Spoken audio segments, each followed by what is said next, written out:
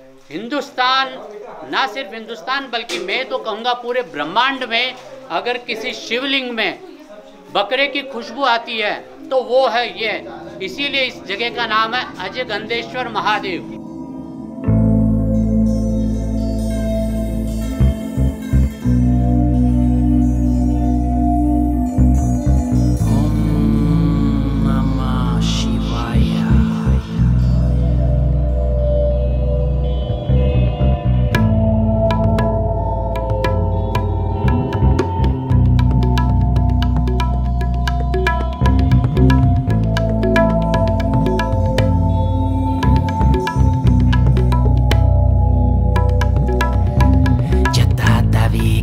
Jala pravaha pavitastale Kaliava lambia lambitan Pujanga tumba malikam Tamata mata mata ma Ninata vata marvayam Chakara chanda tandavam Tanotuna Shiva Shiva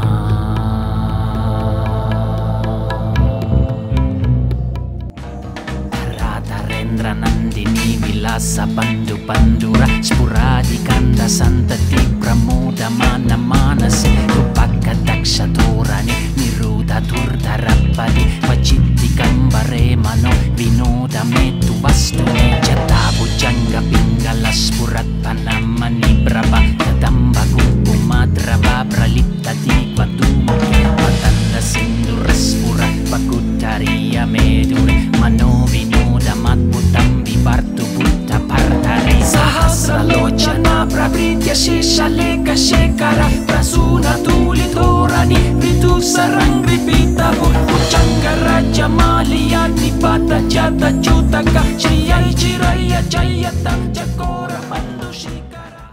दोस्तों नमस्कार, जय भोलेनाथ, जय महादेव, जय काशी विश्वनाथ, जय अजगंधेश्वर महादेव। पंडित जी इस समय खड़े हैं पुष्कर के पास में अजयपाल अजगंधेश्वर महादेव पर। इस जगह का एक ऐसा इतिहास है, ये कहानी जाती है सतयुग को। दिति का पुत्र वाष्कली नाम का दैत्य पुष्कर के इसी स्थान पर तप कर रहा था और वह तप भी आपको बताऊं 10,000 सालों तक किया था। तप किस प्रकार का था? पहले 2000 साल में 6 दिन के बाद में भोजन करता था, दूसरे 2000 साल में सूखे फल खा करके तप करता था, फिर अगले 2000 साल में सिर्फ पत्तियां, सूखी पत्तियां खा करके तप करता था और लास्ट के 2000 साल में सिर्फ पानी पी करके 10,000 सालों तक उसने यहाँ पर ब्रह्मा जी का तप किया था। ब्रह्मा जी ने प्रसन्न होकर के जब उसे आशीर्वाद दिया, उसे वरदान दिया, तो उसने वरदान में उसने ये मांगा था कि मैं किसी दैत्य के हाथ से ना मरूं, किसी मनुष्य के हाथ से ना मरूं, न किसी देवता के हाथ से मरूं। इस प्रकार का वरदान पाकर के एज यूजुअल दानव बलशाली हो जाते हैं और उसने चढ़ाई की स्वर्ग पर। इंद्र वगैरह को सबको भगा करके तीनों लोगों का राज उनके पास में आ गया। पर उसने एक चीज़ कभी भी नहीं छोड़ी, यहाँ पर आना, पुष्कराज में रोज़ सरोवर में स्नान करना, ब्रह्मा जी के दर्शन करना, अर्थात पूरी जब तब से चलता था। पर धीरे धीरे जब राजयोग आता है तो वहाँ का जो मंत्रिमंडल होता है वो राजा का कर देते हैं दिमाग खराब। तत्पश्चात अनेक प्रकार के, नाना प्रकार के उलूल जुलूल कार्य वो करने लग गया। उन मनुष्यों के द्वारा, देवताओं के द्वारा जो यज्ञ का, जप का फल होता था वो उसे प्राप्त होने लगा। इंद्र को भगा दिया। इंद्र भाग करके जाते हैं भोलेनाथ की शरण में। 1000 सालों तक शिव जी की वो पूजा करता है, आराधना करता है। फिर जब जाकर के भोलेनाथ उस पर, इंद्र पर प्रसन्न होते हैं, बोल बेटा क्या चाहिए? तब इंद्र कहता है कि भगवान आपके होते हुए मुझे स्वर्ग का राज्य से मुझे निष्कासित किया गया है, वाष्कली नाम का जो दैत्य है वो राजा बना हुआ है, तो आप मुझ पर कृपा करें।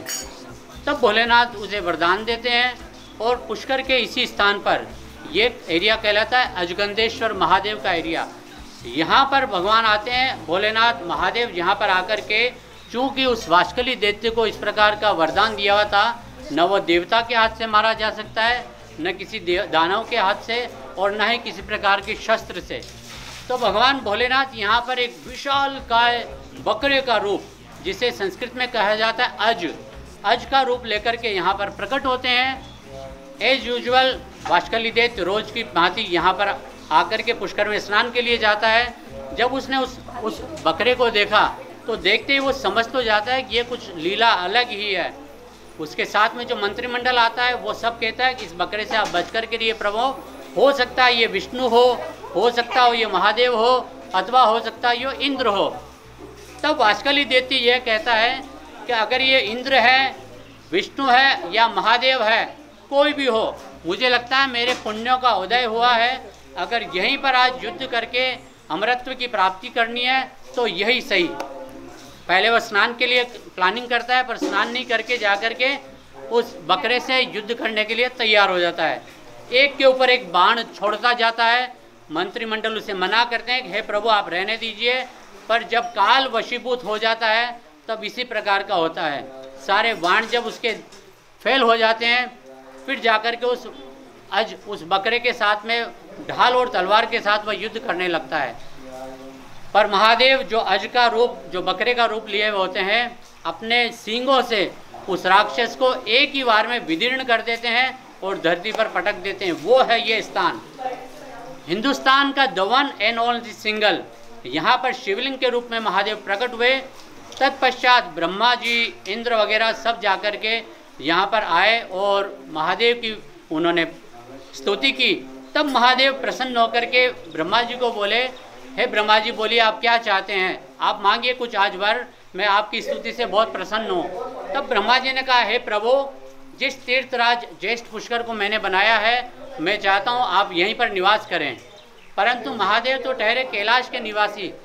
कैलाशपति महादेव ने, अजगंत महादेव ने ब्रह्मा जी को एक वरदान दिया, हे ब्रह्मा जी, मेरा निवास स्थान वो है, परंतु कार्तिक शुक्ल चतुर्दशी अर्थात पुष्कर मेले की 14 लास्ट 4 डेज जो होता है, उस दिन भगवान शिव, भगवान भोलेनाथ, भगवान महादेव कैलाश से सपरिवार यहाँ आकर के इस स्थान पर विराजते हैं। तो आप नोट कीजिए, कार्तिक शुक्ल की चतुर्दशी में पुष्कर मेले की 14 जो कहलाई जाती है, उस दिन भगवान कैलाश मानसरोवर से यहाँ पर आकर सपरिवार विराजते हैं। उस दिन यहाँ पर आना, यहाँ पर स्नान करना, यहाँ पर जप करना, तप करना, अर्थात वो होता है साक्षात भगवान भोलेनाथ, अटमटेश्वर का, अजगंदेश्वर का दर्शन करना। ये है वो स्थान।